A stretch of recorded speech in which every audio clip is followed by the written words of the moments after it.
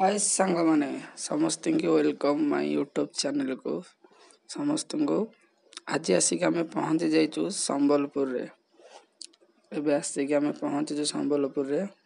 ଦେଖନ୍ତୁ ଏ ଜାଗାଟା ଏଠିକି ଆସିଲା ପରେ ଟୋଟାଲ୍ ତ ମୋର ଯିବାକୁ ହିଁ ଇଚ୍ଛା ହେଉନଥିଲା। ଏତେ ବଢ଼ିଆ ଜାଗା, ଏତେ ଭଲ ଲୋକେସନ୍ ଅଛି। ମାନେ ଆପଣ ଦେଖନ୍ତୁ ଥରେ, କେତେ ବଡ଼ ଗୋଟେ ପାହାଡ଼ ବି ଅଛି ସାମ୍ନାରେ, ପାଣି ଅଛି, କେତେ ସୁନ୍ଦର ଲାଗୁଛି।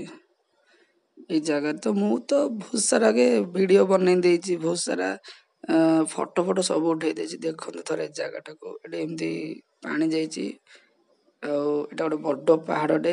ତାପରେ ଲୋକେସନଟା ବହୁତ ସୁନ୍ଦର ହେଇଛି। ଆଉ ଆସିଲା ପରେ ତ ମୋତେ ଆଉ ଜମାରୁ ଯିବାକୁ ହିଁ ଇଚ୍ଛା ହେଲାନି ଆକୁ ଦେଖିକି। ମୁଁ ତାକେ ବହୁତ ସାରା ଭିଡ଼ିଓ ଆଉ ଫଟୋ ସେଠି ଉଠେଇ ଦେଇଛି। ମାନେ ଏତେ ଭଲ ଲାଗିଲା ମୋତେ ଏ ଜାଗାଟା। ଆପଣମାନେ କହିଲେ ଏଇଟା ସମ୍ବଲପୁର, ଏଇଟା କେଉଁ ଜାଗାରେ ଆମେ ଆଜି ଆସିକି ଅଛୁ? କିଏ କହିପାରିବ? କମେଣ୍ଟ କରନ୍ତୁ ଏଇଟା କେଉଁ ଜାଗା। ଏଇଟା ହେଉଛି ଆମର ମା ଘଣ୍ଟେଶ୍ୱରୀ ମାଙ୍କ ମନ୍ଦିରରେ ଆମେ ଅଛୁ। ମାଙ୍କ ପୀଠକୁ ଆସିଛୁ, ମା ଘଣ୍ଟେଶ୍ୱରୀ ମନ୍ଦିର।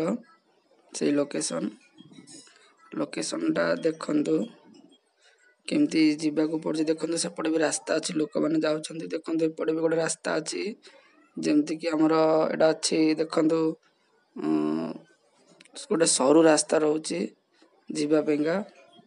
କେତେ ଉପରେ ବି ଆମେ ଅଛୁ, ବହୁତ ଉପରେ ଅଛୁ ଆମେ। ତଳେ ଦେଖନ୍ତୁ କେତେ ପାଣି, କେତେ ବଢ଼ିଆ ଲାଗୁଛି ଲୋକେସନଟା।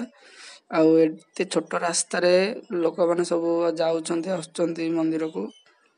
ଆଉ ଆମେ ବି ଏ ରାସ୍ତାରେ ଯେ ଗଲୁ, ବହୁତ ମଜା ଲାଗିଲା ଯିବାକୁ। ତ ଡର ବି ଲାଗୁଥାଏ, ଏତେ ଉପରେ ଆମେ ଅଛୁ ବୋଲି। ଫିର୍ ବି ଯେହେତୁ ମାଆଙ୍କର ଡୋରି ଲାଗିଛି, ତ ସେ ମା ଆମର ସାହା ଭରସା। ତ ଆମେ ଆସିକି ଏବେ ପହଞ୍ଚି ଗଲୁ ମା ଘଣ୍ଟେଶ୍ୱରୀ ମନ୍ଦିରରେ। ଦେଖନ୍ତୁ ଏଇଟା ହେଉଛି ମା ଘଣ୍ଟେଶ୍ୱରୀଙ୍କର ମନ୍ଦିର। କେତେ ସୁନ୍ଦର ଲାଗୁଛି। ମାଆଙ୍କୁ ତ ଦେଖିଦେଲା ପରେ ମୁଁ ତ ଟୋଟାଲି, ମୋର ଭୋକ ଶୋଷ ଉଡ଼ିଗଲା।